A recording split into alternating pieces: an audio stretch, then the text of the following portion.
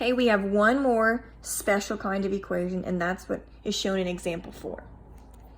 So if I have 6x plus 4 is equal to 4, parentheses, 3 over 2x plus 1. We're going to go through our 4 steps.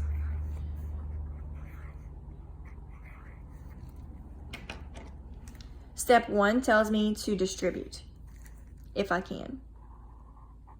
So 4 times 3 is 12, and 1 times 2 is 2. So 12 divided by 2 is 6, and don't forget your x. 4 times 1 is 4. I brought the rest of the stuff down. So done with step 1. Step 2 tells me to get my variables together. So I'm going to subtract 6x from each side. Cancel. Cancel. And I'm left with 4 equals 4. Does 4 equal 4? Of course it does. It always equals 4.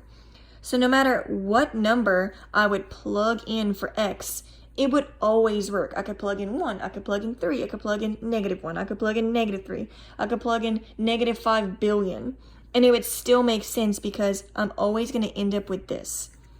So this is called an infinite solutions.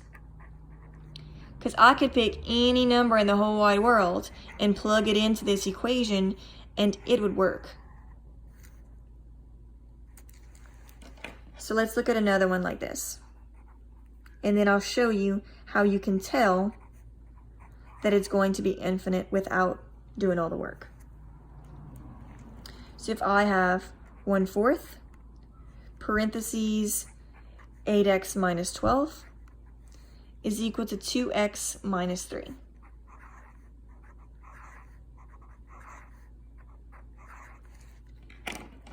Step 1, I'm going to distribute.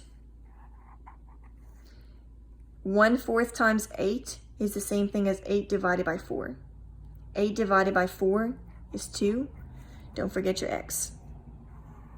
1/4 of -12 is the same thing as -12 divided by 4, which is -3.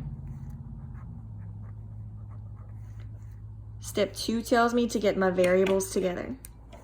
Subtract 2x, subtract 2x, cancels, cancels. I'm left with a -3 equals a -3. And it does, it always does. No matter what number I would plug in for x, -3 equals -3. So we call this infinite solutions.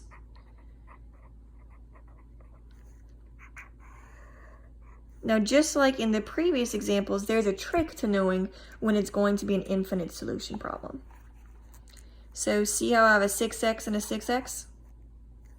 And I have a 4 and I have a 4?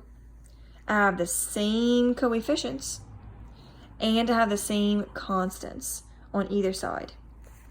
Same thing here. I have a 2x and a 2x, and I have a -3 and I have a -3. So I have the same coefficients and the same constants. These are identical. When it's identical on either side, it's going to be infinite solutions. So I know that I have infinite solutions when my coefficients are the same and my constants are the same. Okay, and that's all I have for you today on solving equations with variables on both sides.